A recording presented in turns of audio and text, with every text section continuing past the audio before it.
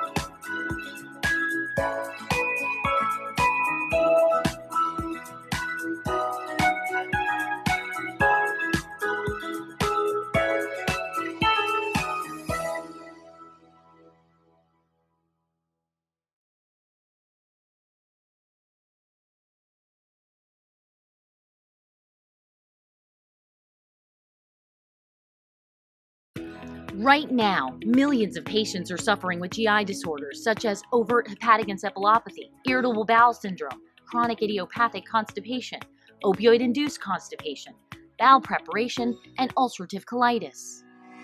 At Salix, we have kept up with these unmet needs for more than 30 years by providing an industry-leading portfolio of high-quality products that address these conditions.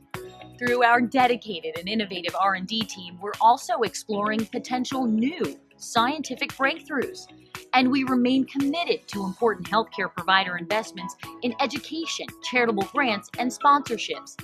We will continue to invest millions of dollars in patient education and do our best to broaden access to Salix medications, because our mission to improve the care for GI patients continues today. For us, there is no finish line.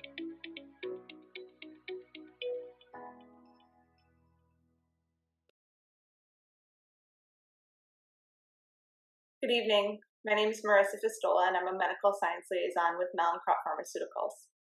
Mallinckrodt is proud to be supporting the American Liver Foundation's academic debates tonight. Best of luck to all the participants.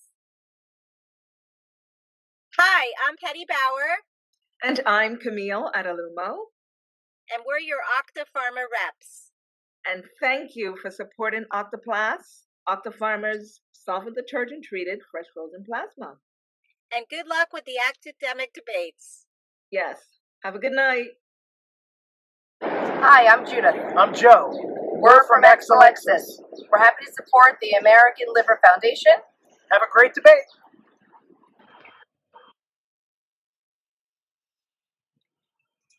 Thank you so much, sponsors. At this time, I'm pleased to introduce our moderator for the evening. Dr. David Wolf has more than 30 years of experience in gastroenterology and hepatology. He specializes in transplant hepatology, and since 1996, he's been the medical director of the liver transplantation program at Westchester Medical Center. Dr. Wolf is board certified in internal medicine, gastroenterology, and transplant hepatology. And he is a professor of clinical medicine in the Department of Medicine, Division of Gastroenterology and Hepatobiliary Diseases at New York Medical College in Valhalla. In 1996, Dr. Wolf established the liver transplant program at the Westchester Medical Center, the first liver transplant program in the Hudson Valley region. Dr. Wolf treats patients with a broad array of liver diseases and is very active in the transplant community. He lectures frequently to physician and patient organizations and is a member of the American Liver Foundation's Greater New York, New Jersey Medical Advisory Council. I am grateful to Dr. Wolf for taking on the role this evening of our debates moderator, and it is my great pleasure to turn the program over to Dr. Wolf at this time. So thank you, Kathy, and we'll talk about tonight's format. So as mentioned, we're going to host two debates. The topics have been selected by members of the Greater New York and New Jersey Medical Advisory Council and its Professional Education Subcommittee, chaired by Dr. Nick Chrysopoulos and by Dr. Amreen Danani. The questions posed to the teams are ethical in nature with no right or wrong answer. Through these debates, we seek to stimulate higher thinking about significant issues which impact the lives of people living with liver disease. Debaters will be judged on their presentations, the research done to support their arguments, and their ability to quickly respond to the opposite viewpoint. Each presentation is closely timed, and the winners will be announced at the end of the evening. We hope this evening stimulates greater passion in and enthusiasm for the field of liver disease, ultimately leading to improved care for liver patients. We acknowledge the hard work of our teams and express our appreciation to our mentors, judges, timekeepers, and our volunteers. And importantly, we thank you for joining us this evening. Tonight, we are also asking for your help to support the ALF. We do not yet know when it'll be safe to host a traditional in-person fundraising event. Hopefully the time is getting closer. Meanwhile, the ALF has creatively developed exciting virtual events like the academic debates this evening. Now more than ever, your financial support means so much to our mission. As we all know, many liver patients have been uniquely vulnerable to COVID-19 and rely upon the ALF for essential information, support, and guidance. Tonight, please help us reach our $5,000 fundraising goal by making a personal donation. You may do so by clicking on the link that will be provided in the chat box throughout the evening. As many of you know, the American Liver Foundation is celebrating its 45th year despite the pandemic, and due to the resilience of the ALF staff, our stakeholders, local leadership, and partners, we stand strong in our commitment to provide resources to the liver community. Resources far exceed the excellent literature and information on the website. Virtually, the ALF continues to provide opportunities to unite the liver community through events such as our recent Liver Life Walk, athletic endurance events throughout the country, and the upcoming 45th anniversary Legacy Gala, which will take place in New York City in October, and a variety of patient and healthcare professional educational programs. Within the past year and a half, there's been a significant increase in callers to the ALF helpline and visitors to our website, proving the relevancy, the need for information and services. And as we do every year, took a leadership role in advocating on behalf of millions of Americans facing liver disease. Last month during Advocacy Week in Washington, the ALF hosted virtual meetings with more than 70 legislators representing 37 states. ALF's fundraising dollars are reinvested in mission delivery. To learn more about the programs and services we offer, please visit the website www.liverfoundation.org and encourage your patients and their families to visit as well. And finally, please note that we're going to conduct audience polling throughout the evening. Questions will be posted in the chat periodically, and we're hoping you will take a moment to respond. The poll results will be shared in a follow-up email, with the exception of the last poll. That will be when the audience is requested to select the team they felt gave the best performance tonight.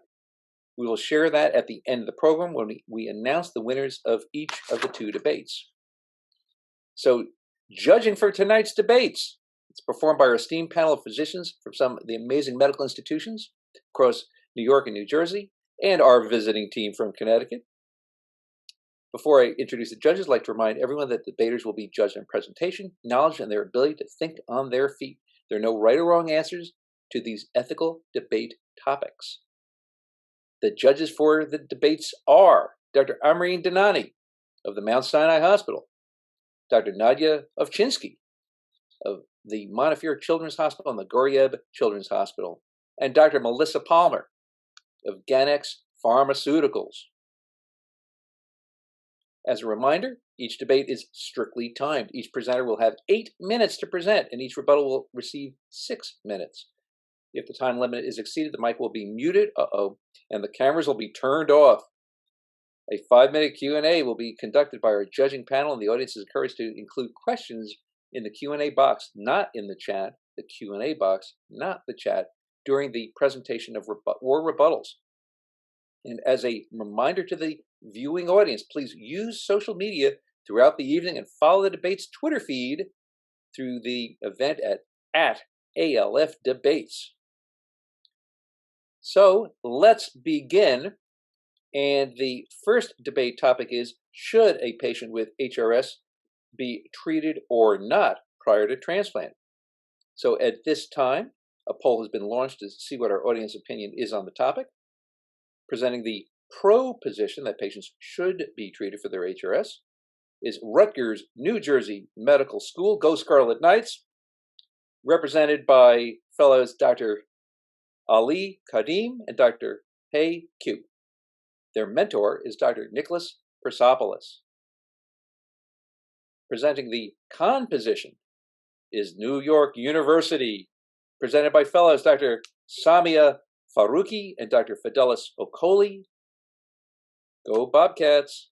Their mentor is Dr. David Feldman. So Dr. Hey Q from Rutgers, New Jersey Medical School will now present the pro presentation. Timekeeper, are you ready? You may begin.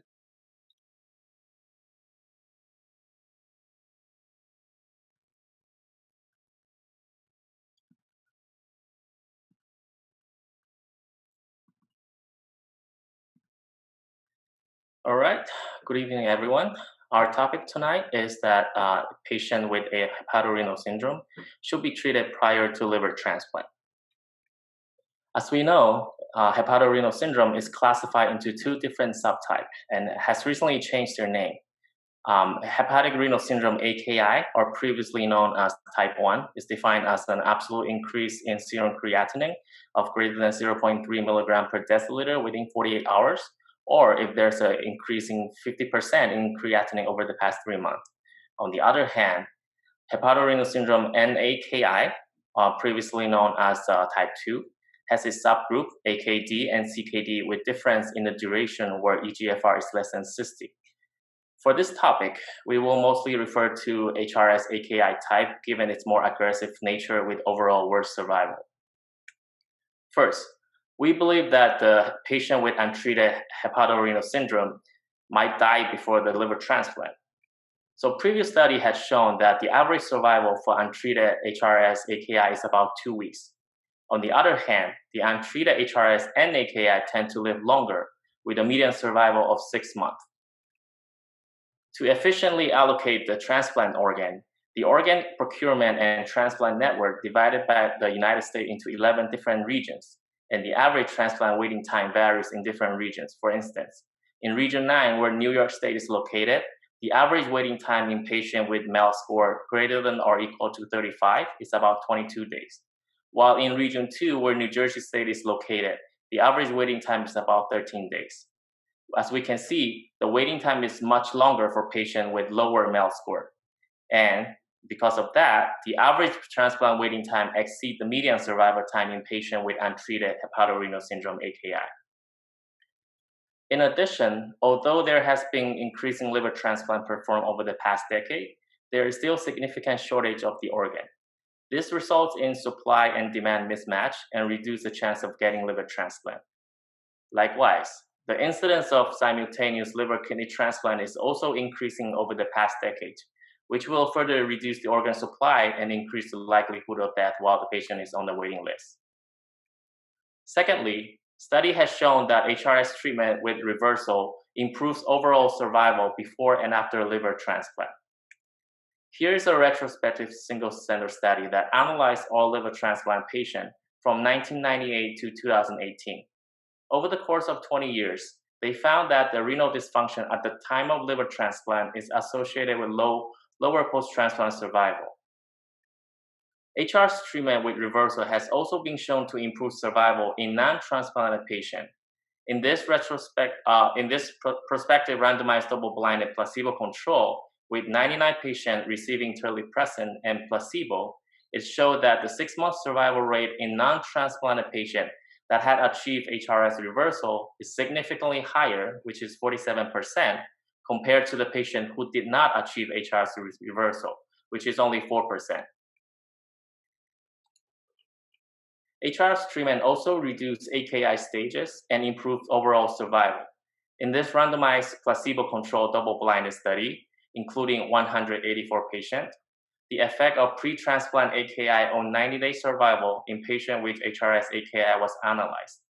The study showed that the reduction in AKI stage improves the overall 90-day survival, and that the decrease in one stage of AKI with treatment of terlipressin was associated with estimated about 18% improve in overall 90-day survival. This includes the patient undergoing liver transplant. Although not available in the United States, there have been several studies of terlipressin in the treatment of HRS. And this study has shown that terlipressin increases HRS reversal and reduces the need for renal replacement therapy after liver transplant. In a confirmed trial that was published earlier this year with a total of 300 patients randomized into terlipressin with albumin group and the placebo with albumin group, 37% of the patients in the terlipressin group achieved HRS reversal prior to transplant, with only 10% in the placebo group. Similar result was found in the transplant listed group. Additionally, only 20% of the patients in the terlipressin group require renal replacement therapy after the liver transplant, compared to 45% in the placebo group. A recent pool analysis that was presented in the National Nephrology Conference analyzed the pool data from 3 studies, which all are phase 3 randomized, double-blinded, placebo-controlled, multi-center study, the OT trial, the reverse trial, and the confirmed trial. Patients were randomized into treatment group with terlipressin with albumin versus placebo with the albumin. The analysis showed that the terlipressin significantly reduced the need for renal replacement therapy through 90 days compared with the placebo group, as shown in this graph. In the post-transplant patient population, they also found that the patient had received terlipressin prior to the liver transplant, significantly reduced the need for renal replacement therapy up to 90 days. And finally, pre-transplant AKI increased the risk of post-transplant CKD. In this retrospective cohort study analyzing the HRS AKI treated with terlipressin with albumin followed by the liver transplant versus the control group, they found that the patient responding to terlipressin has higher transplant-free survival compared to non-responder, and the cumulative incidence of CKD is significantly higher in non-responder compared to responder.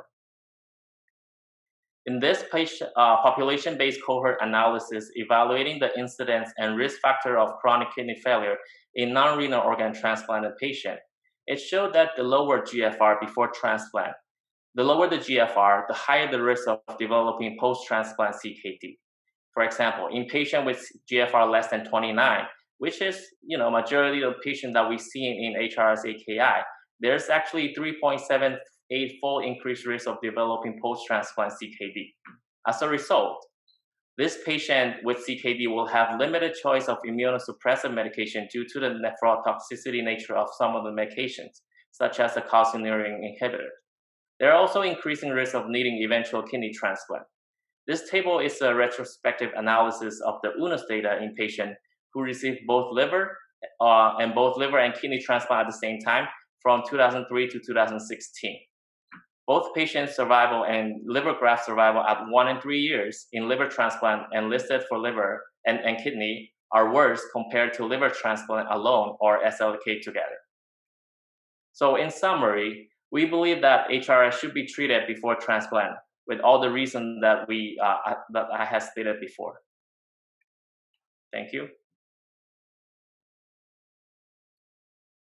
Dr. Q, thank you very much. So now, without further ado, Dr. Samia Faruqi from NYU will now present the CON presentation. Although that was a very lovely presentation, I'm here to show to you guys that we should not be treating patients with HRS prior to transplant. So the main question, should a patient with HRS be treated or not before transplant? My answer is no. So as we discussed in the previous presentation, we treat hepatorenal syndrome mainly through medications, also through dialysis, and liver plus or minus kidney transplant. But I wanted to point out that HRS treatment is a burden to our healthcare system. In patients who are admitted for HRS, the average cost within a 90-day follow-up was $157,000 for commercially insured patients and $48,000 for Medicare. The direct medical cost of treating HRS has been about $3 billion a year. The mean cost itself of telepressin, which was also discussed, is about 1536 plus or minus 40 euros per patient for therapy, which is very expensive and not attainable for many patients. And in terms of US dollars, it's about $2,500. But excluding the main hospital costs and the cost of telepressin, all the other drugs we also use are also quite expensive, with the mean charge of albumin alone in a hospitalization of about 30 days is $88,000. The per day cost of octreotide is $610, and the per day cost of midodrine is greater than $300 a day. So we are raining money on hepatorenal syndrome, as my GIF shows. So what's all the hoopla about telepressin? I thought it would change the game in my practice. Not so fast. It may decrease short-term mortality and help decrease serum creatinine, but as per the same confirmed trial in the New England Journal of Medicine, it showed that it did not improve 90-day survival as compared with placebo. Also seen in this study from Gastro in 2008, the serum creatinine may have decreased in comparing telepressin to placebo in 112 patients, but the overall survival was almost equal after 180 days. In the systemic review and meta-analysis of randomized control trials that were comparing type 1 hepatorenal syndrome outcomes, including survival rate and reversal rate, we can see that in all of the subgroups of different treatments for hepatorenal syndrome, most survival rates were still less than 50%, And the reversal rates were also quite low. But forget about survival. Can it make things actually worse for these patients? The answer is yes. In the Cochrane review, we showed that telepressin was actually associated with increased cardiovascular events in these patients. And most notably, in the confirmed trial, we saw that in 300 patients, a total of 9 patients died while being treated.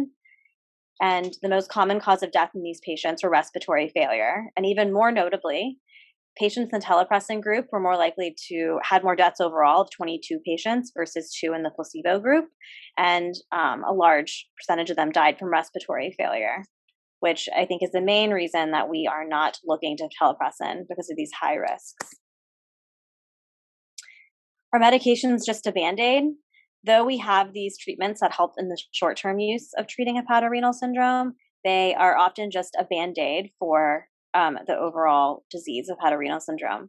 For telepressin, about 16% had recurrence when they stopped therapy. For noradrenaline-treated patients, it was about 33%. And then about 33% or a third of patients who were treated with midodrine plus octreotide had a recurrence. So ouch, though it may help in the short term, in the long term, it doesn't really change the overall disease process. Get that one. So as the FDA also seems to agree with me, which I would say the government is not always right, but in this case it is. Though it was approved in Europe, the FDA has rejected telepressin as of September.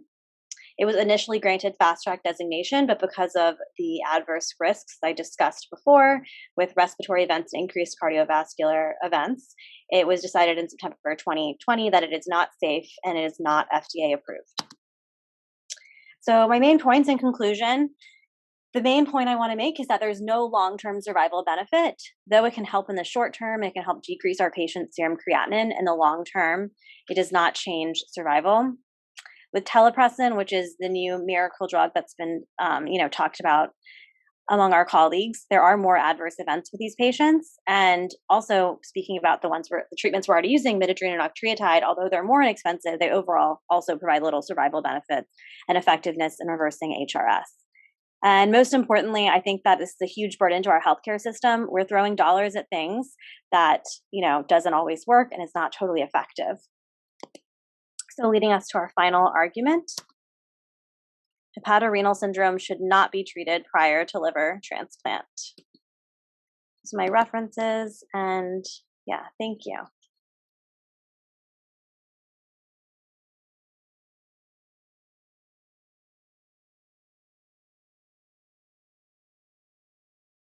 Okay, well, thank you, Dr. Faruqi. So Dr. Ali Kadim from Rutgers, New Jersey Medical School will now rebut the con position.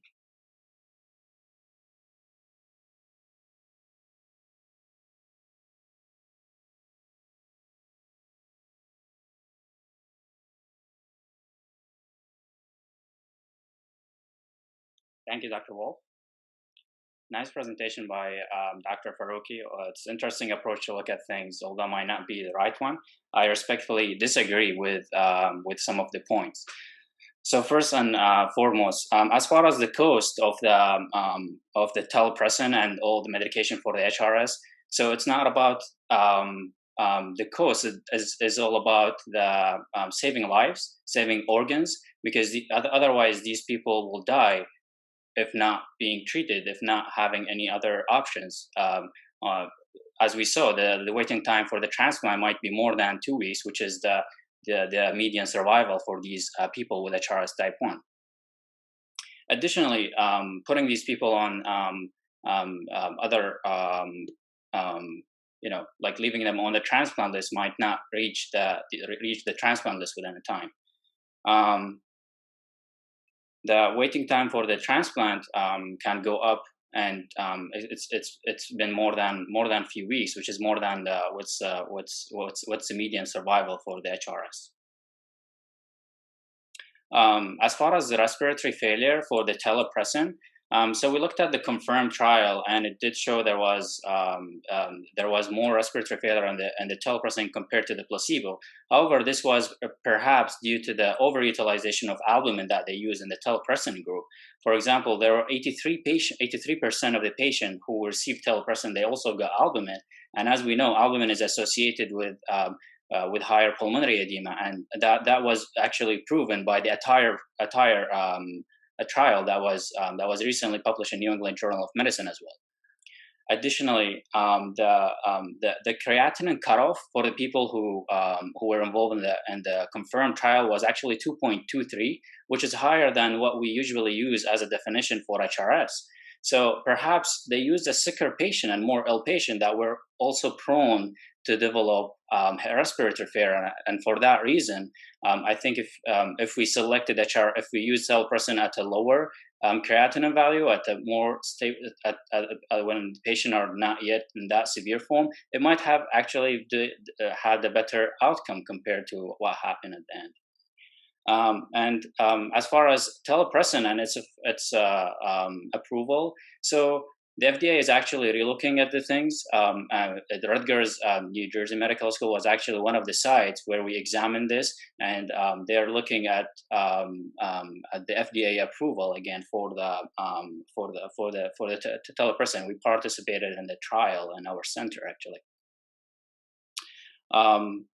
Now the other thing is it's always it was mentioned also about the survival. Now there are we looked at the pooled analysis that was mentioned in the EASL. So we saw that how they actually took a good data with the confirm, the reverse, and the OT trial, and they pulled all these data together. And we saw there was actually a significant reversal in HRS compared to placebo, as our colleagues and Dr. Faruqi are suggesting to give our patient.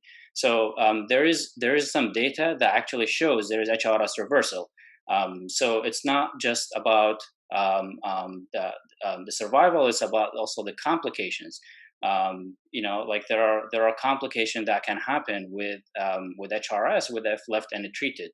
So as we mentioned earlier, AKI was also associated with developing CKD in the post-transplant period, and this has a significant impact in limiting our immune suppression use and increasing the need for a kidney transplant, which ultimately will increase the cost, which is the point that that our colleagues were mentioning about. So it's all in all, I think HRS treatment, although there are in the process of getting more and stronger randomized control trial. I think we should at least try to do something rather than giving them placebo and increasing their mortality altogether. Thank you.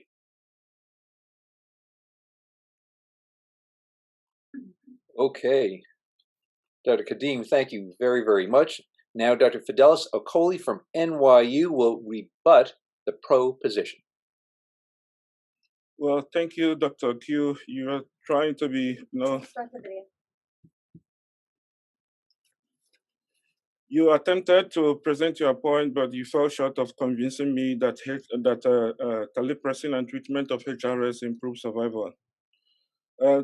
HRS was initially named as terminal functional renal failure, which means once HRS has occurred, it's a terminal diagnosis with a median survival of less than 3 months.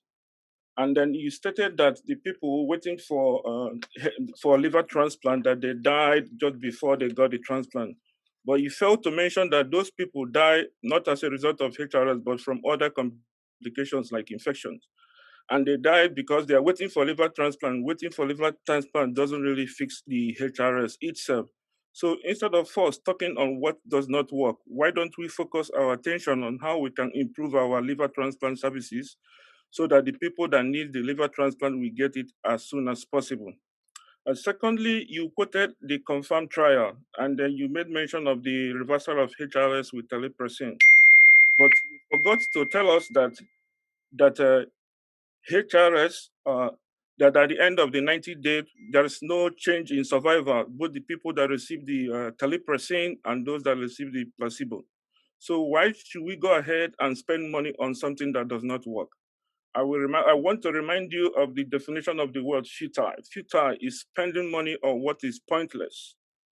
And also, you also mentioned about the importance of the confirmed trial, but you didn't mention that the people that received the telepressin arm, that they had more deaths compared to the placebo. So why should the government spend money on something that at the end of the day, more people end up dying? I want to remind you of the Hippocratic oath that we took, which said, primum nocere, first do no harm. Why do we spend money on things that we know will end up causing harms to our patients? And I know that Dr. Kadim made a point about lives, about life. I know that lives are important as doctors, but we should channel our treatment on the things that we know that work. As FDA was right in this one, as my colleague stated, that they could not approve this medication because of several concerns. One is because it did not improve survival at the end of the 90 days. And two is because more patients died on the telepressin arm than those that received placebo. I would also like to draw your attention to the Cochrane meta-analysis that analyzed 25 random control trials made up of more than 1,200 patients. And there they compared the efficacy of all the vasoactive agents. At the end of the day, they stated that all therapeutic strategies, including albumin alone, they yielded similar mortality and similar rates of liver transplantation and similar adverse effects. And also, they stated, and I quote, that this high-risk patient with HRS gain no relevant outcome advantage by adding vasoactive agents to albumin. So if at the end of the day, there is no advantage, then why do we go ahead and add this agent? Which we know that every medication has its own side effects, and these vasoactive medications have a lot of cardiovascular side effects. And we know that these cirrhotic patients that need this medication, all of them have a lot of comorbidities, which this medication will even put them further in danger, endangering their health. And you also mentioned about about the albumin. And at the end of the day, you see that the cost of this whole medication is really tantamount to our healthcare. You and I know what it means to pay tax. Why should we waste the hard-earned taxpayers' money on something that that does not work? So I want to make a point that instead of us wasting time and treating what doesn't work, why don't we focus on what works and how we can fix our system better so that patients that need a liver transplant can get it as soon as possible instead of waiting or spending money for some things that we know that at the end of the day we not only improve their survival but also put them in more danger or even causing more deaths. Thank you. Thank you, Dr. Okoli. So, Dr. Donati, do you have questions for either of our teams?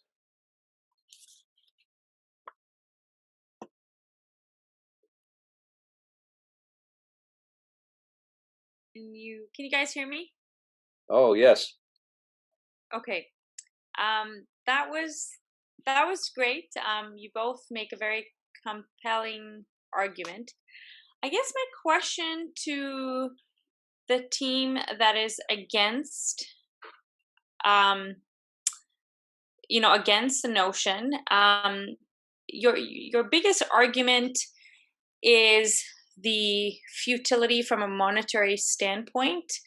I find that a little bit difficult as a clinician because we don't really make decisions based on money. Can you please expound on that?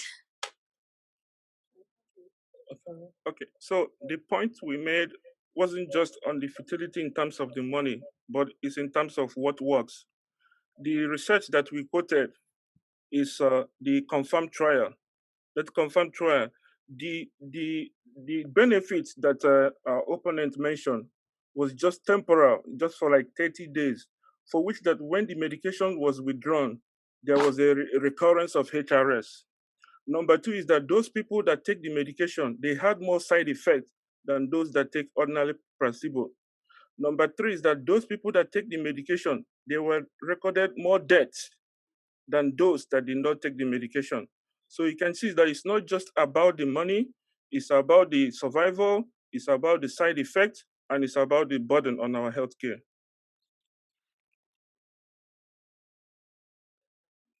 Okay, great. Okay. Dr. Nani, any other questions? Not now. Okay. All right. Dr. Ovchitsky, any questions for our teams? Yeah, thank you so much to both teams. As a pediatric hepatologist, I learned a lot about treatment of hepatorenal syndrome tonight. I just want to maybe follow up on Amin's question. And if you think about cost effectiveness of treatment, you have to take in cost effectiveness of transplant and potentially transplant of dual organs. So there are multiple studies, from what I understand, that did show that there's slight decrease in need for liver transplantation or liver kidney transplant on patients who are treated.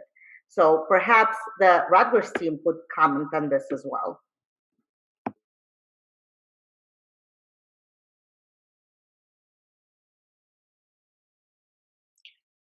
Come in, Rutgers.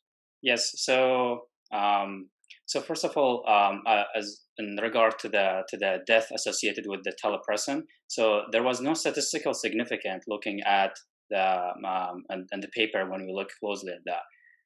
In regards to the decrease like having less organs, when treating HRS, there is a chance to save more organs. And by reversing HRS, there is more likelihood to prevent having liver transplant. And this itself, I think, it could be like more cost effective way than because liver transplant also has a high cost and high burden on the healthcare. So if we achieve liver transplant, or if we achieve HRS reversal, we can save organs, save us from getting liver transplant. So I think that's what we are going for. Okay. Thank you. Dr. Ovchitsky, any more questions? Well, can I answer as well regarding that question? Please jump in there. So kind of touching on that, I think we all know the definitive treatment for HRS and for every complication of cirrhosis is a liver transplant. And as some of the data I said showed, it doesn't always reverse. It's more of like a Band-Aid, right? So the definitive treatment is still a liver transplant. So, but HRS can come back and patients can get more sick before they even get to liver transplants. They might not even get to that point because it is definitively not reversed. So that's, I think we all agree that HRS needs to be treated, but the question is how do we do it in the most cost-effective, helpful way that doesn't harm our patients? And we don't think that the current medications that are available does that. And doesn't change the overall survival before pre-transplant. Yeah. Okay. Thank you, Dr. Faruqi. Other questions from Dr. Ovchitsky? Okay, Dr. Melissa. All right. Very good. Dr. Melissa Palmer, any questions for our teams? Yes, so both teams did a great job. It was a tough category to debate, and as you've seen from the advisory committee at the FDA, even though they sided with approval, which was not ultimately, they got a complete response letter instead of approval, it was still an 8-7 vote. If you guys sat on the FDA advisory committee, would you recommend, and I'd like you to think of both sides, think of this, a subpopulation to approve treatment of terlipressin on, or would you, specifically the NYU side, say no, there is no subpopulation that terlipressin should be approved for? And then on the other hand, for Rutgers, would you say no, all patients with HRS should be approved for terlipressin treatment? Thank you.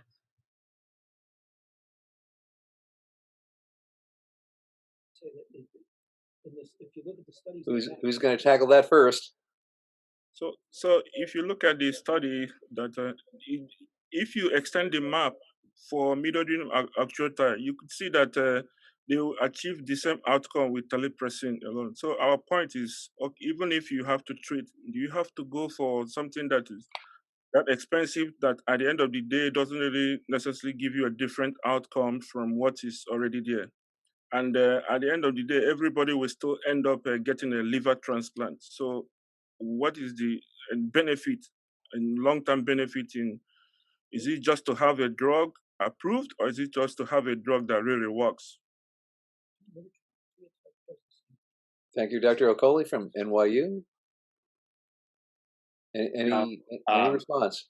Yes, I disagree. We disagree with that. I don't think everybody is a transplant candidate. We have a lot of patients that we see that they have, for different socioeconomical other reasons, that they're not a liver transplant candidate. So in these, I agree. I would not use it for everyone. I would use it for a certain patient population. This will, using these medication will reduce the kidney transplant, the dialysis use. So these are the I think the patient that we will choose. It's not everybody will be a good candidate for telepressin. Okay, thank you, Dr. Kadim. All right, Dr. Palmer, any other questions? No, I'm good for now. Thank you. Okay, very good. Well, I want to thank Dr. Oshinsky, Dr. Nani, Dr. Palmer. Thank you, judges, for our Q&A session. At this time, you see a poll on your screen asking for your thoughts on the first debate topic. I'm going to vote. There's my vote. Well, you can't see my vote. And I do want to thank our teams from Rutgers, New Jersey Medical School and NYU. Also want to thank our sponsors for today's academic debates, the gold sponsors, AbbVie, Mallinckrodt, and Octapharma. The silver sponsor, that's Salix, and the bronze sponsor, that would be Alexion, Elixis, and Pfizer. And at this time, we're going to hear from the chair of the Greater New York and New Jersey Medical Advisory Council, Dr. Bob Brown. He's the vice chair of Transitions of Care and clinical chief of the Division of Gastroenterology and Hepatology at the Weill Cornell Medical College and professor of clinical medicine at the Columbia University College of Physicians and Surgeons. He's also the director of the Center for Liver Disease and Transplantation at New York Presbyterian Hospital in New York and the chair of the American Liver Foundation's New York and New Jersey Medical Advisory Council. Thank you for the introduction, David. As a former moderator and debate team mentor in the last two New York, New Jersey debates, it's been my real pleasure to be able to just sit in the audience to cheer on the teams and not have the unenviable position of the judges to have to decide on which of those two awesome debate sides that we just saw and the two to come. But I also want to take this opportunity as the chair of the Medical Advisory Committee to invite all of the debate team members, future leaders in hepatology, and any medical professionals in the audience to consider joining the ALF Medical Advisory Council. The ALF has 17 councils across the country, so if you're visiting from afar, we can connect you with MAC near you. It's a great opportunity to network with other clinicians in the liver space, to be able to use your skills as a speaker and educator at local and national programs. And it's been one of my pleasures to serve on the MAC, initially under the leadership of Doug Dietrich, who gave decades to this role, and to work with the judges and the other members of the MAC here. And then, most importantly, as before we return to the second debate, I do want to put in a plug for making a donation. This has been a tough year for our liver patients. We know in our both in our programs, our patients, both the pre-transplant, the cirrhotic patients, the post-transplant patients, had concerns about working remotely, about vaccination and vaccination efficacy. Our phones have been overloaded. The ALF has been overloaded. And, you know, in this year, more than any of their other 45 years, the ALF has been providing ongoing education, support services, research, and advocacy in a very difficult time for fundraising. So it's really important that you help them in their goal by donating and helping us reach or surpass our $5,000 goal tonight. I think you can help. Just click on that link in the chat box and make a donation. I did it. It only took a minute, and I've already gotten the email back for my taxes. So please help. So we're going to return for our second debate. I'll wish the competitors good luck. I will remind both the moderator and the judges and the rest that you can also type questions in the little Q&A box, and time permitting, in addition to questions from the judges, we will take questions from the audience. But before we go to our second debate, we're going to just watch a quick short video from one of our local gold sponsors, Octapharma, and then let's sit back and watch Yale and NYP face off. Good luck. I hope the second one is as great as the first one. I know it will be, and I look forward to seeing you all soon.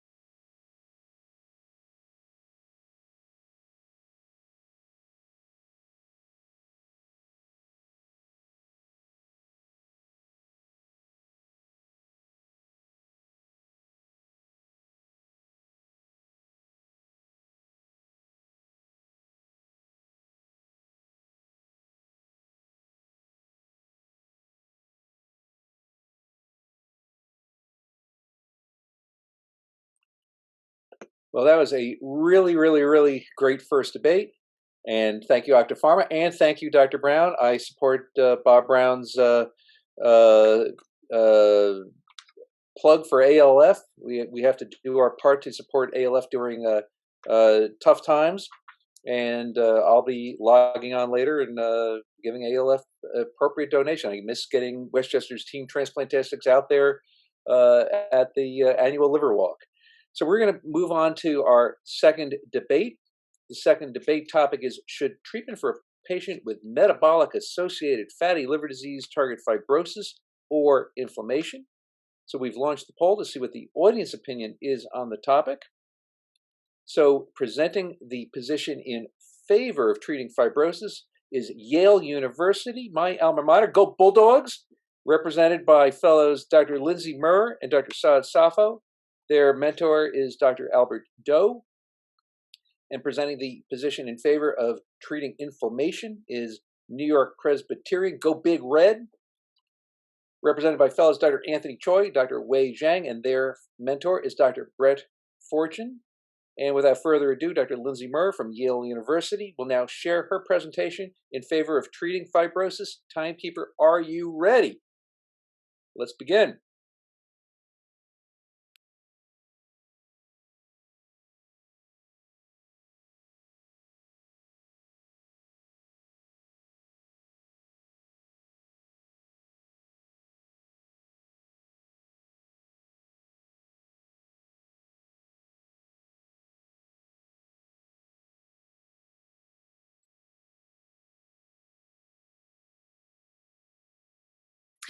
Excuse me. Good evening, everyone. I will be presenting the argument that the treatment of metabolic-associated fatty liver disease should target fibrosis. As we know, the burden of metabolic-associated liver disease is tremendous and estimated to affect 25% of adults in the United States. A subset of these patients have associated inflammation and hepatocyte injury termed non-alcoholic steatohepatitis, or NASH. And it is this subset of patients that are at risk of developing fibrosis and cirrhosis and are therefore the target population for most clinical drug investigation. There are currently no FDA drug-approved therapies for the treatment of NASH, and this makes this area a major unmet need of significant clinical importance. As the schema depicts, disease progression is a dynamic one and often slow, with one stage of fibrosis progressing over approximately 7 years in most. For this reason, NASH drug development has been granted access to the accelerated pathway of drug approval. Through Subpart H, FDA accelerated pathway, conditional drug approval can be sought through the achievement of FDA-supported surrogate histologic endpoints, which have been defined and supported by the FDA as NASH resolution without worsening of fibrosis, or improvement of fibrosis by at least one stage without worsening of NASH. However, we must bear in mind that in order to gain final drug approval, clinical benefit must ultimately be demonstrated, as evidenced by either improvement in patient survival, functional status, or quality of life. Tonight, I will show you the overwhelming amount of evidence we have that fibrosis is the only histologic endpoint that has been strongly linked to these key clinical outcomes that we are hoping to achieve. Beginning with Yunasi and colleagues, who published a seminal paper in 2011. This demonstrated clearly that patients with advanced fibrosis F3 or F4 was independently associated with increased liver-related mortality. A subsequent larger study by Angulo and colleagues in 2015 demonstrated that fibrosis at any stage was associated with increased liver-related mortality, as depicted here by the Kaplan-Meier transplant-free survival curve. Patients with fibrosis, regardless of steatohepatitis or NAFLD activity score, had shorter survival times than patients without fibrosis. This finding prompted authors to conclude that fibrosis, but no other histologic feature of NASH, was independently associated with mortality. More recently, we have two systematic reviews and meta-analyses that support the same, that advancing stages of fibrosis result in an exponential increase in liver-related mortality, as well as an increase in all-cause mortality. This clear association of fibrosis in key clinical outcomes supports its use as a surrogate endpoint in clinical trials, and it also defends our stance that fibrosis should be the treatment target. Furthermore, we know that regression of fibrosis does result in clinical improvement. A recent study presented by Sanyal and colleagues at the liver meeting this past year studied the patients who were with compensated NASH cirrhosis who were enrolled in the simtuzumab and STELLAR-4 trials. Cirrhosis regression was observed in 16% of this cohort over the 48-week trial period, and regression of fibrosis was associated with a significant decrease in liver-related events. Now, the current landscape of drug development for NASH is quite complex. As you can see depicted here, there are multiple treatment targets. And although we have evidence that the presence of steatohepatitis results in stellate cell activation and subsequent fibrosis, targeting these upstream processes with a pharmacologic agent may not ultimately result in improvement in fibrosis, which we know is the only clear histologic determinant of hard clinical outcomes. Therefore, targeting fibrosis allows for fewer pathologic assumptions and a greater likelihood of us achieving the improvement in clinical outcomes, which is so important to us all. In fact, this exact concept was recently demonstrated in the phase 2 trial of semaglutide, published in the New England Journal this year. Although the primary endpoint of NASH resolution with no worsening of fibrosis was met, the confirmatory secondary endpoint of improvement in liver fibrosis was not statistically significant. My next point is that any treatment target must have a reliable and a safe means to assess and both measure it in the beginning and also assess response to therapy. Liver biopsy remains our gold standard for assessment of steatohepatitis and fibrosis in clinical trials. However, we all know there are several downsides to this, including cost, risk, feasibility, sampling error, and unreliability. This study with the NASH CRN validation study itself showed, as you can see, fairly good and substantial agreement when it came to assessing fibrosis stage. However, when you look at the assessment of ballooning and lobular inflammation, the inter-rater agreement by pathologists was quite poor. All of these downsides of liver biopsy has supported the need to develop a non-invasive biomarker to ultimately supplant the liver biopsy. As I show you here, there are several of these available. The non-invasive measures of fibrosis, however, exceed and outperform those for steatohepatitis, whether it be clinical prediction rules, proprietary biomarkers, or imaging modalities. Finally, I would like to point out that we must not forget the burnt out, or our so-called non-NASH phenotypes. Based on cohort studies, we know that approximately 10% of patients with biopsy-proven NAFLD have steatofibrosis without steatohepatitis. In fact, Unasi and colleagues looked at this subset of patients and found that they do have that steatofibrosis is an independent predictor of liver-related and all-cause mortality. We also now understand that a significant portion of those previously felt to have cryptogenic cirrhosis are actually likely have underlying metabolic-associated liver disease. And this may in fact represent a spectrum of the same disease at more advanced stages with higher risk of later liver-related events. So in summary, I hope I've made the compelling argument that NASH treatments should target fibrosis. Fibrosis is the only histologic feature that clearly predicts liver-related and all-cause mortality in metabolic-associated liver disease. Regression of fibrosis improves clinical outcomes. There are fewer pathologic assumptions and better non-invasive means of fibrosis assessment, which make fibrosis a better target than steatohepatitis. Finally, this ensures that we do not neglect the patients in the non-NASH phenotype with steatofibrosis and cryptogenic cirrhosis. Thank you so much. Here are my references. Well, thank you, Dr. Murr. Very nice. So now, Dr. Wei Zhang from New York Presby will start a presentation in favor of treating inflammation. Hello. Good evening, everyone. My name is Wei Zhang, and I'm an incoming transplant hepatology fellow at the New York Presbyterian Hospital. Thank you to the American Liver Foundation and to the organizers for allowing us to participate. I am very excited to represent NYP in this discourse with the Yale team. Our challenge is to focus on the treatment of patients with metabolic-associated fatty liver disease. Thank you, Dr. Fortune, for helping us prepare our presentation for the debate. Our argument is that treatment for a patient with metabolic-associated fatty liver disease should target inflammation. Metabolic-associated fatty liver disease, or MAFLD. What should we target? So, if you think of liver fat as a rainstorm, fat over time will cause inflammation to your roof, leading to a ceiling leak. As the leak continues to grow, it will result in permanent damage to the floor, which will translate to hepatic fibrosis. However, fixing the floor does not solve the problem. We need to fix the ceiling leak, which in our case is inflammation from steatosis. Therefore, our first point is that inflammation precedes fibrosis. Looking at the pathophysiology, inflammation drives fibrogenesis. You have metabolic stress leading to systemic inflammation and insulin resistance.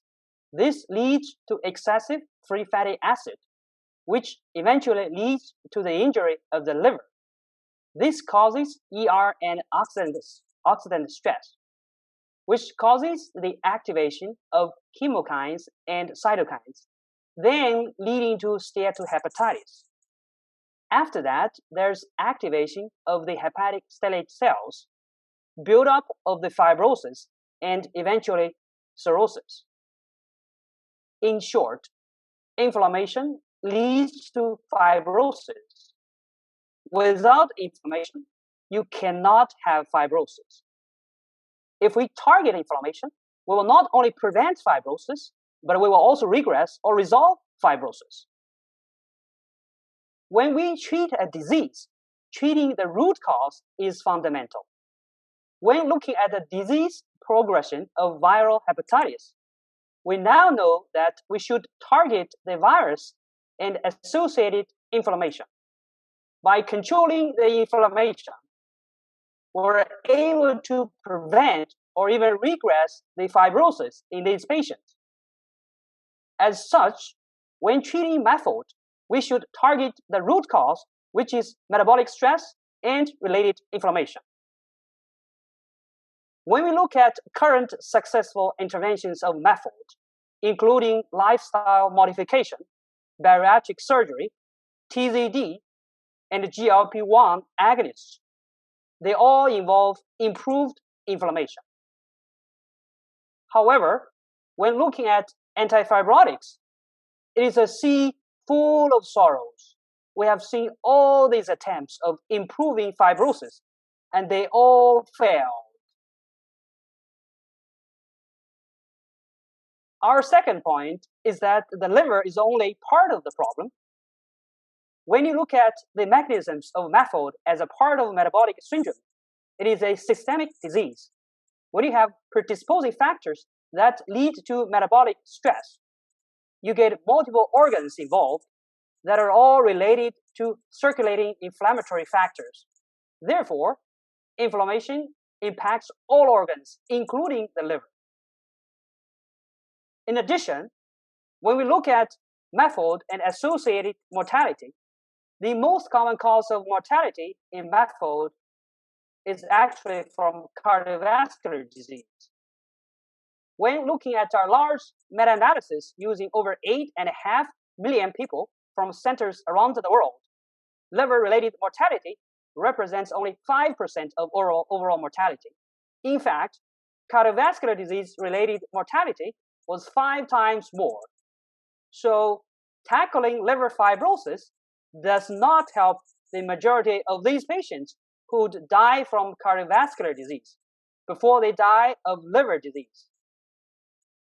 What is important to know is that all the successful interventions that have improved inflammation have also led to additional benefits for other organ systems, particularly the cardiovascular system. To summarize, at the whims of our competitors, we have strongly advocated that treatment should be targeted to inflammation because inflammation drives fibrosis. It is essential to mitigate inflammation in order to prevent advanced liver disease. But also knowing that MEFOD is a systemic disease, targeting inflammation will not only improve the liver, but other involved organ systems, including the cardiovascular system, which is by far the most common cause of death among these patients. To be sure, most liver-related outcomes are associated with fibrosis, a point that my opponents have tried to convince you on. However, fibrosis is malleable, and if you take our approach by targeting inflammation, not only will you prevent fibrosis, but you will also regress any pre-existing scarring, in addition to improving cardiovascular outcomes. To get back to our leaky roof example, if you stop the leak by treating inflammation, you will have a nice, renewed home. However, if you focus on the floor and not the leak by only treating fibrosis, you'll end up losing the entire house. Finally, we appreciate the opportunity to present our opinion, and we look forward to hearing the rebuttal from our opponents. Thank you very much. Very interesting graphics there, Dr. Zhang. Thank you. So now Dr. Saad Safo from Yale University is going to rebut the treatment of inflammation. All right. Hi, everyone. So I'd like to start my rebuttal with just a general overview, and then I'll touch on the salient points in response to our colleagues' arguments. So let's start from a practical perspective. It's important to keep in mind the epidemiology and natural history of non-alcoholic / metabolic dysfunction associated fatty liver disease. This is a disease that affects 1 billion people worldwide. Of the subset of individuals with NAFLD who have NASH, only about 1/4 will develop cirrhosis, typically in a very gradual and predictable manner. An even smaller number will develop complications of cirrhosis. We have to remember that the leading cause of death, as our colleagues pointed out, is not due to hepatic decompensation, but rather cardiovascular complications related to obesity and metabolic dysfunction, which are the true root causes of this disease. In light of the global prevalence of NAFLD, the rate of disease progression, and the primary cause of mortality, it would be impractical to target steatohepatitis, which is essentially an intermediary to fibrosis. It's not just impractical from a cost or drug availability perspective, but also from a theoretical risk-benefit perspective, as many patients who do not stand to benefit from therapy would be exposed to potential harms, including drug-related adverse effects. Now, let's briefly talk about the evidence. As mentioned in our initial presentation, it's clear that when controlling for fibrosis, the presence or absence of NASH does not impact the risk for key outcomes, including all-cause mortality, liver-related mortality, cardiovascular mortality, or oncologic events. That's perhaps our most critical point. Fibrosis clearly trumps steatohepatitis as a predictor of key outcomes. Furthermore, studies have shown that only about 1/3 of patients with NASH have progressive fibrosis, and it takes an average of 1 decade to progress one fibrosis stage. So there's time to identify and treat those who ultimately have disease progression. Although there's a small group of rapid progressors, the presence of NASH does not increase the risk for rapid progression. And let's not forget the studies that Lindsay pointed out, which have shown that fibrosis can occur in the absence of steatohepatitis, and that patients have similar outcomes to those who have both fibrosis and steatohepatitis, which further highlights the fact that steatohepatitis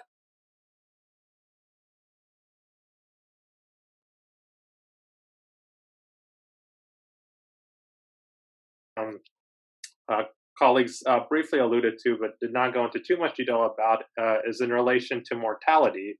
And we have good studies by Hackstrom in the Journal of Hepatology in 2017 and Taylor in Gastroenterology in 2020, which showed that fibrosis stage, but not the presence or absence of NASH determined mortality. Both studies assessed individual fibrosis stages and illustrated that in comparison to those without any fibrosis, patients with stage 3 or stage 4 fibrosis had increased all-cause mortality regardless of whether or not they had NASH. In fact, none of the models examined in either study did NASH itself have a role in predicting mortality. The Taylor study showed the same finding when examining liver-related mortality. NASH was not a predictor. Now, in relation to cardiovascular-related mortality, which was one of the key points our colleagues brought up, studies have not actually shown that the presence of NASH when controlling for fibrosis actually is associated with cardiovascular mortality. The key study by Exted in Hepatology 2014 actually showed that among patients with F0 to F2 fibrosis, those with NASH activity scores of 5 to 8 did not have an increased risk for cardiovascular mortality in comparison to those with NASH activity scores of 0 to 4. However, those with F3 to F4 fibrosis did have increased cardiovascular mortality. Similar studies have been shown in relation to cancer risk, and actually a recent study published by Simon in Hepatology 2021 showed that in comparison to those with simple steatosis, those with NASH but without fibrosis did not have an increased risk for all cancers, liver cancers, solid organ cancers, and hematologic cancers. Those with fibrosis and those with cirrhosis did have an increased risk for all types of cancers and specifically for hepatocellular carcinoma. Now, in regards to the leaky roof argument, I would say that there's a few things to address. First of all, not, as I mentioned before, not all patients with NASH develop fibrosis, and the progression is very slow. In the study by Singh and CGH in 2015, progressive fibrosis only occurred in 34% of patients. Those rates are similar between those with simple steatosis and with NASH. Fibrosis progression is typically slow, ranging between 7 to 14 years per stage, and the presence of NASH may only slightly accelerate fibrosis in comparison to those without NASH. Furthermore, the rate of rapid progression between NASH and non-NASH is similar, between 17 and 18%, also shown in the same paper. And as I previously alluded to, 11% of patients who have fibrosis do not have NASH. And that paper by Unisi that Lindsay mentioned, all-cause mortality was more closely associated with steatofibrosis than with NASH. The most robust data for anti-NASH therapy is actually for semaglutide, and that hasn't been shown to improve clinical outcomes. Actually, the clinical benefits are more related to cardiovascular events, which was proven in a trial that did not include patients with cirrhosis, the SUSTAIN-6 trial, and is likely not related to NASH itself, but rather the effects of semaglutide on obesity and metabolic disease. So our opponents really stress the importance of targeting the root cause, and I would say in this case, the root cause is clearly metabolic disease and obesity, and not necessarily steatohepatitis.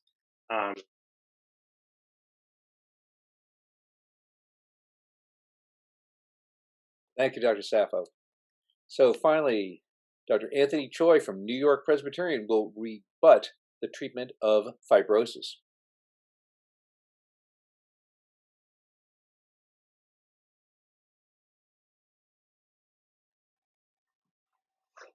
Hello, my name is Anthony Choi, and I'd like to thank the American Liver Foundation again for having us at the debate. So a lot of points were brought up by our Yale colleagues. I'd like to sort of address them one at a time here. First, their main point was that overwhelming evidence shows that fibrosis is linked to outcomes. And while we agree fibrosis is linked to outcomes, that's just a predictive association, and that does not mean that fibrosis is necessarily the thing we need to target with our therapeutics. The driver, as we've sort of tried to argue, is inflammation, and inflammation, as shown in clinical trials, when improved, can certainly lead to regression in fibrosis. Second, the fact that outcomes are linked just to fibrosis isn't a very good point either, just because there's been multiple studies. There's been a systematic review looking at over 200 patients, as well as a cohort study of over 400 patients that showed that MAFLD activity score and changes in the scores were actually associated with changes in fibrosis. So, improvements in inflammation and steatohepatitis can lead to improvement in fibrosis, and thus we think and we argue that it can also lead to improvements in outcomes.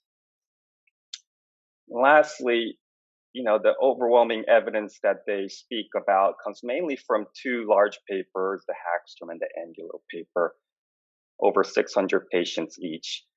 But it should be noted that in those studies, the people with borderline or definite MASH with stage 0 fibrosis were very low, so probably too small to draw any definitive conclusions.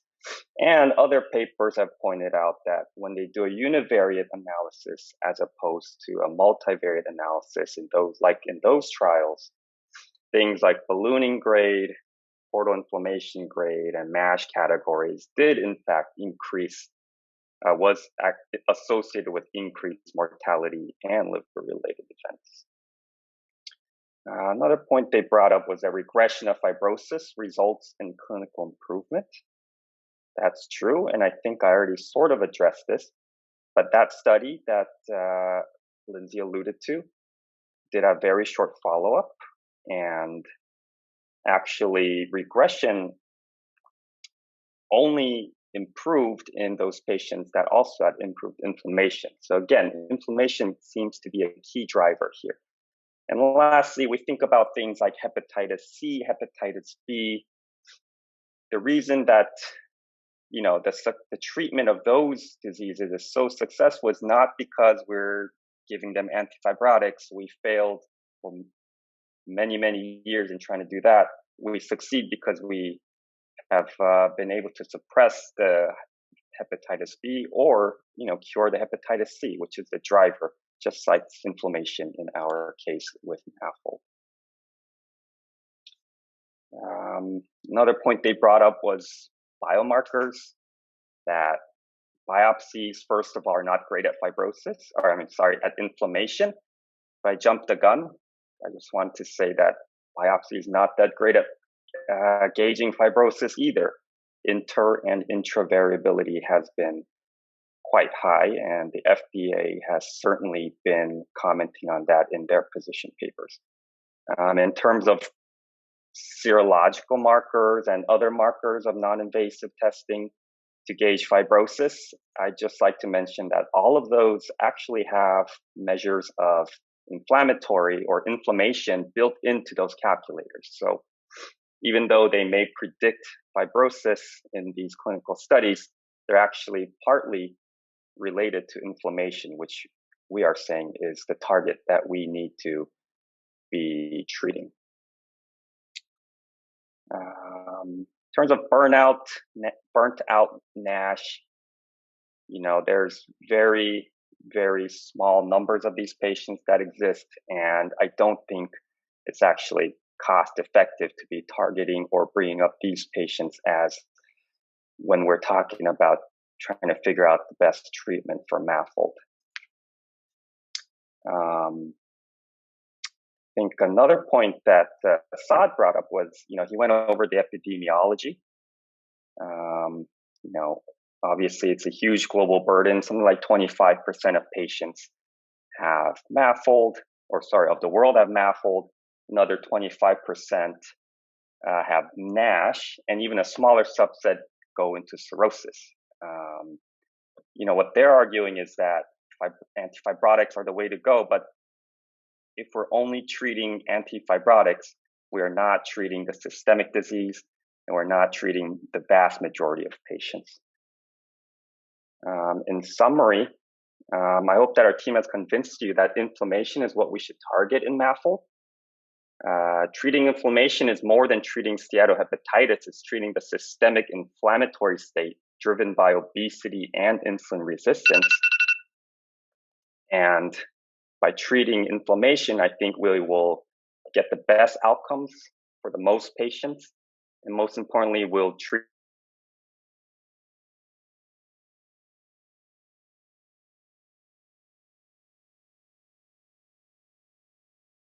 Okay. So Dr. Choi, I think we're good. We're done. And it's time to go to our judges. So we're going to start with Dr. Donani. Do you have any questions for either of our teams, our great teams? Yes. And NYP. Yeah, both teams, you did a great job debating, both your points. So I guess I'll start off with a comment to the Yale group who are pro-fibrosis. So there is studies that show that having NASH or NAFLD independent of the degree of fibrosis in meta-analyses has been shown to be associated with both increased all-cause mortality and liver-related mortality. I agree with more advanced fibrosis, the mortality for both those exponentially rise. What do you think is driving the mortality if we just want to focus on fibrosis? Do you guys have any thoughts? Do you want me to rephrase that? Sure. So I'm basically asking, there is a huge population, the majority of the population with non-alcoholic fatty liver disease do not have advanced fibrosis. We have data to show that even without fibrosis, there is an increased risk of all-cause mortality and liver-related mortality. What do you think is driving that if they don't have fibrosis? Right. So I think there's a couple things. So obviously cardiovascular mortality is the main driver for death in this population. So that has a lot to do with it.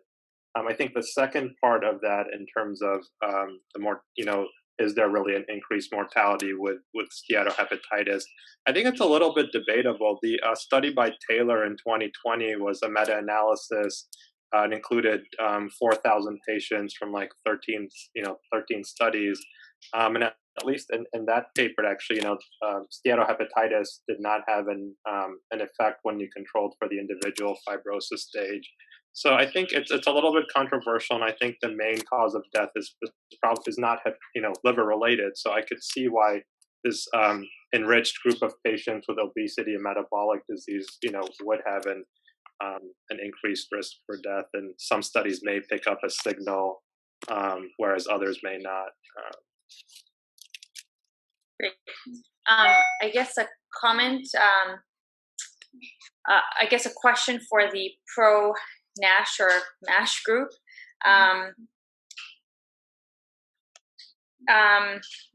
We're saying that NASH is what we should be focusing on. Then what do you think? Do you have any thoughts on why the FDA or majority of our pharmaceutical industry, molecules that we're looking at are focusing on F3 and F3 and F4 fibrosis? First, I don't think we're pro-NASH. We are anti-NASH. But I think the pharmaceuticals that are targeting F3 and F4 fibrosis that's actually just the patients that they're targeting. It's the patient group with F2 or F3 fibrosis that they want to target. I think the FDA position paper on sort of developing therapeutics points out that, they're okay accelerating approval for drugs that, improve fibrosis and has stable steatohepatitis, but also can improve steatohepatitis without improving fibrosis. So I think, from their perspective, the advanced fibrotics are the ones who can probably gain the most clinical benefit, because as we know, the whole spectrum of MASH patients, not all of them are going to progress. And even if they do progress, they're not going to progress quickly. So I think they're trying to target those patients. Great answer. Okay. Well, thanks, Dr. Nani. And before we jump to Dr. Ovchinsky and her questions, I see a question in the chat box from the inimitable Dr. Jacobson, from Ira Jacobson, a question for the Yale team. Dr. Jacobson asks, quote, you cited the semaglutide data as particularly compelling. This is the Newsom et al. Article of fall 2021, but the paper didn't show improvement in fibrosis, just steatohepatitis. So doesn't that support the other side? So what do you say, Yale? Yes, thank you for asking for clarification there. So the point of bringing up this trial was actually to make the point that even when a drug that is targeting steatohepatitis and indeed meets that endpoint of NASH resolution, that does not necessarily guarantee improvement in fibrosis, which we know we must really demonstrate in order to get the clinical improvement that we're all seeking. So this study pointed that difference out, that even though they met the NASH resolution endpoint, that didn't guarantee improvement in fibrosis. I hope that helps clarify. Okay. Well, thank you. And so we're going to move now, without further ado, Dr. Ovchinsky, your questions. Sure, and this is to both teams. Do you think we should target, perhaps by age groups, whether we treat NASH versus fibrosis? And this is, again, coming from pediatric hepatologists who treats a lot of patients with NAFLD and NASH. Only a minority of patients will have advanced fibrosis at a young age. Does this mean they do not need to be treated at this time? I'm a pediatrician, so I certainly believe in prevention of progression of disease. So please comment from both teams.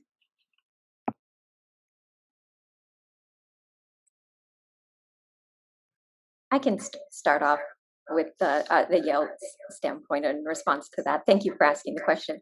So I do think you bring up a good point. So in the pediatric population, we would make the argument that we should even target a further upstream, process, including the metabolic risks and the metabolic insult. So targeting treatments of obesity early, addressing any diabetes, hyperlipidemia, and other factors involved in metabolic syndrome. Because we know that if we can mitigate those risk factors from the very beginning, we will hopefully interrupt this entire cascade and won't have to get to the point of even treating them for fibrosis. Thank you. Okay. Dr. Ovchinsky, do you have other questions? I'd like to hear the response of the other team as well. Yeah, I can answer. So I think our opponent is actually supporting our points by saying that we should target it a little earlier stage. That is actually manifold, like the inflammation itself, especially in pediatric patients. the NASH is really bad. So I think I'm not sure if I need to prove any more that our opponents actually supporting us. Thanks. Okay. Well, if there are no other questions from Dr. Chinsky, we can move on to Dr. Melissa Palmer. Yeah, hi. So both teams did a great job to a topic that is debated all the time in in this indication. As being a drug developer and of being choosing drugs in my company, that was my goal. Is that I have chosen drugs that target both fibrosis and the metabolic components. Can both teams discuss what your ideal combination therapies would be? And importantly, looking at the Yale team for fibrosis, how long do you think that you would want to treat with an antifibrotic? When you discuss the combination therapies, please address how long you would treat these patients for, because as you know, this is a lifelong disease that has been proven over the years that patients can't lose weight. So the component that is causing the disease is going to be there. So drugs are going to be taken for quite some time. Thank you.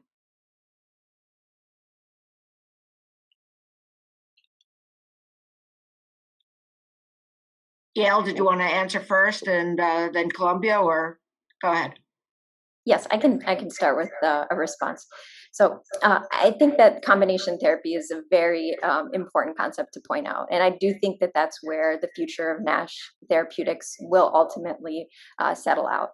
I think that if we reflect back on, for example, the obeticholic acid trial, I could see a nice combination of an antifibrotic mechanism as well as an antimetabolic mechanism coupled to mitigate some of those kind of less than ideal changes in lipid parameters that we saw with obeticholic acid.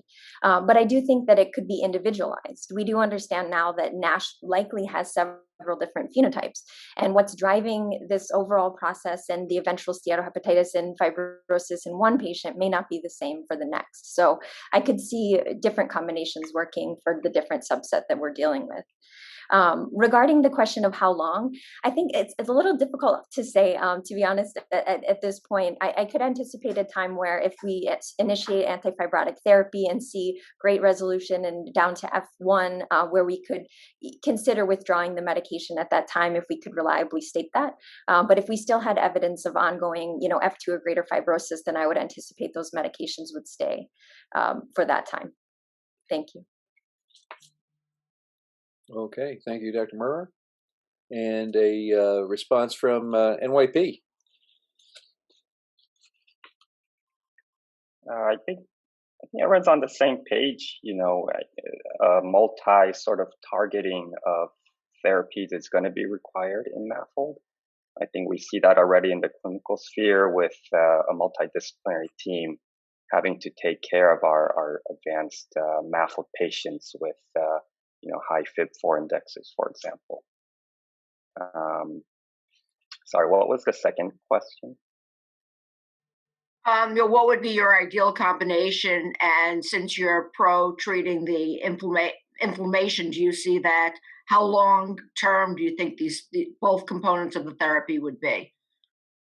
Do you think both components would be treated lifelong, or for a year, or how do you visualize it? I think, like I said, an ideal is both, I think, metabolic, anti-inflammatory, and antifibrotic. In terms of treatment length, I think antifibrotics would probably be the least amount administered, just because that's sort of the end stage of liver disease, and hopefully once it's resolved enough, the patient can be taken care of just by anti-inflammatories. But as everyone knows, although maybe the data doesn't support, things like vitamin E might be associated, although unlikely, with badness down the line. And I think we don't know how long anti-inflammatories will be needed to help treat these patients. But if we, take a look at Hep B or Hep C patients, fibrosis is regressing in 4 to 5 years in a lot of them. I think maybe that would be the amount of time we would be thinking about for anti-inflammatories. Okay, very good. Thank you, Dr. Sorry. Dr. Palmer, any other questions? Yeah, I have one other question.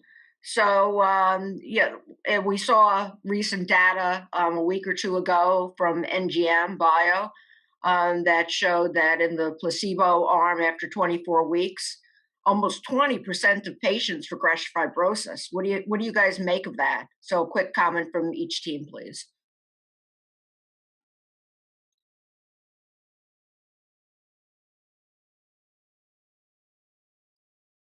I think that's sort of been the problem, I think, with MAFLD. It's such a heterogeneous disease.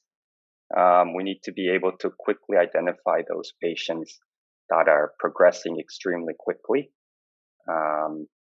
Again, what's driving that quick progression? It's inflammation. So we need to be targeting inflammation and helping our patients. Just to clarify my point, maybe I didn't speak clear enough. So I said after 24 weeks on placebo, they regressed their fibrosis. So, what do you make it? That's why I was saying they regressed their fibrosis after 24 weeks on placebo. Regress. Yeah, sorry about that.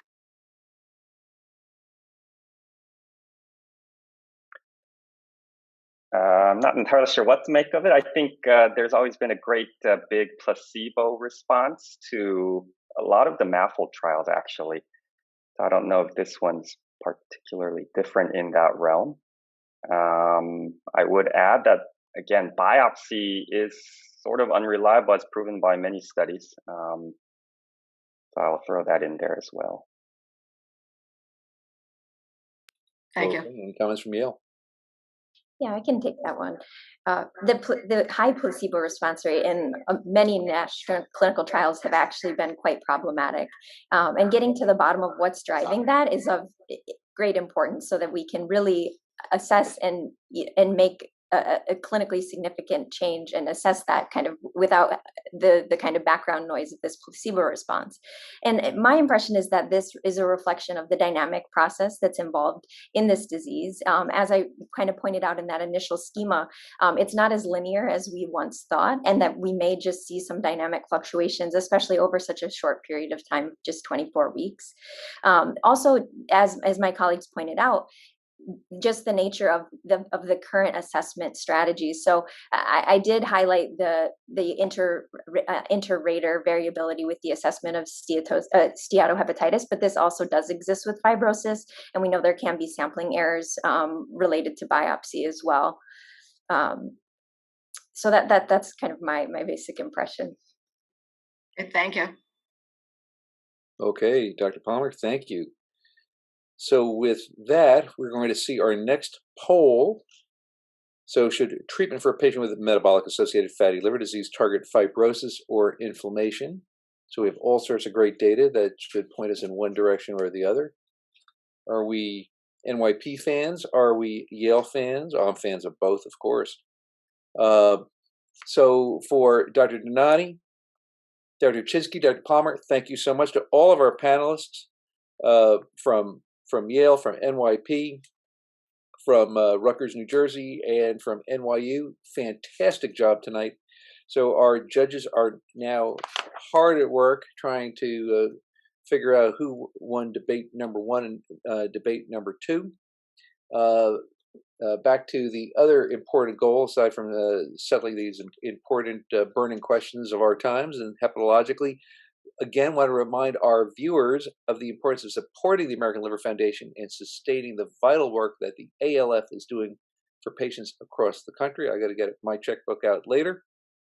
And before announcing the winners of tonight's 3rd academic debate, I want to congratulate everybody on an absolutely outstanding job. Thank you, mentors, for great slides, some very amusing slides. I did not like seeing Yale in tatters at the end on that last slide there, NYP. It hurts, but please feel free to make any comments you like in our chat box. Support your favorite team. Have your comments in the chat box, and more importantly than anything, please take out your checkbook and sign on to the link to support the American Liver Foundation tonight. And that's alfevents.org at the GNYAC. We also want to thank the sponsors one more time. The gold sponsors are AbbVie, ISAID, Mallinckrodt, and Octapharma. Our silver sponsors, Salix, and the bronze sponsors, Alexion, Elixis, and Pfizer. So this is not the ALF's only academic debate gig in town. We're going to have academic debates elsewhere throughout the United States. The Greater Pennsylvania debates are going to take place on September 13. The Southern California debates are going to take place on September 14. The Northern California debates will take place on September 22. The Greater DC debates are going to take place on September 23, and you're welcome to register and attend these other virtual academic debates as they're going to be coming up later this year. And you can visit the ALF website, liverfoundation.org, to learn more. I want to say I was very impressed by all the debaters. I mean, you clearly did your homework. Fantastic slides, great presentations. I am really, my hat's off to all the individuals involved with rebutting the arguments. You paid attention to your competition. They were great rebuttals. I think you all did a fantastic job. Everybody gets an A+. For those of you in the audience tonight, a poll's been launched, so you can select the people's overall choice for overall winner of tonight's debate. So it's up on your screen right now. Please select your winners.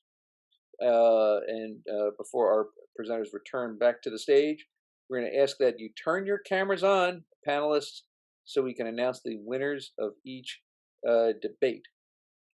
So reminds me that the host and panelists cannot vote. Well, that's appropriate. Can't vote for yourself. That would be wrong. But we're going to quickly learn our winners for the night. And let's go see if the results are coming in. Oh, we have a couple questions in the Q&A box. Okay, we can do that. I have to get my Q&A box going up there. I don't see my Q&A box. There's the Q&A box. Okay, fantastic.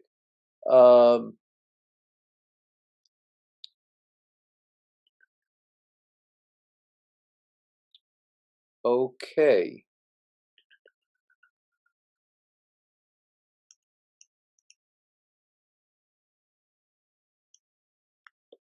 Dr. Doe says, excellent work to all presenters. Dr. Jacobs says, all 4 teams did an excellent job. You were all winners. Brett Fortune says, great job to every team.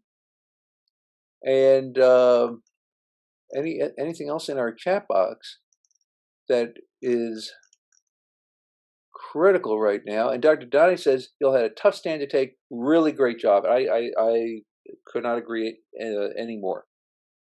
Okay, so looks like our debate winners are in.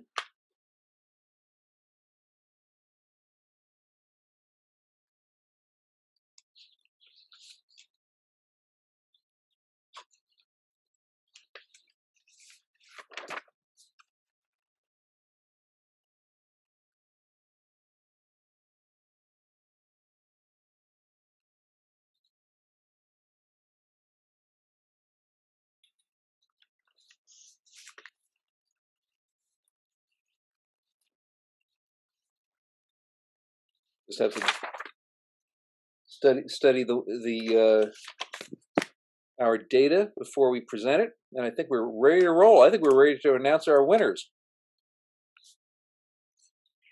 So first, we're going to have the winner of our debate, should a patient with HRS be treated or not prior to transplant, and the winner is Rutgers, New Jersey. Go Scarlet Knights. Well done. But congratulations to you Bobcats out there. Congratulations to NYU. You did a great job too. And I think it was a fantastic job. Okay. On to debate number 2. Should treatment for a patient with metabolic-associated fatty liver disease target fibrosis or inflammation? And the answer is in. It's Yale. Treat the fibrosis. Good job, Yale. But good job, New York Presbyterian. But the People's Choice, the all-important People's Choice Award, People's Choice winner is New York Presbyterian. So, job well done to all. Congratulations. So, on behalf of the American Liver Foundation and the Greater New York and New Jersey Medical Advisory Council, especially Professional Education Chairs Dr. Nick Prisopoulos and Maureen Donani, we thank you, everyone who joined us for tonight's 2021 academic debates. We're grateful for team members and mentors. Thank you, mentors. And you guys really were superb tonight who participated. Special thanks to our visiting friends from Connecticut, Yale University, go Bulldogs. Thanks to our esteemed judges, our audience, our sponsors, and to all those who made a donation to support the mission of the ALF. Please log on. Please give the ALF a little scratch tonight. Very important. Let's support the educational mission and the patient support mission of the American Liver Foundation. We encourage you to visit the American Liver Foundation's website and share the many resources available from ALF with your patients and colleagues. Stay connected with the ALF via social media, and be sure to check out the new Medical Professionals channel on YouTube.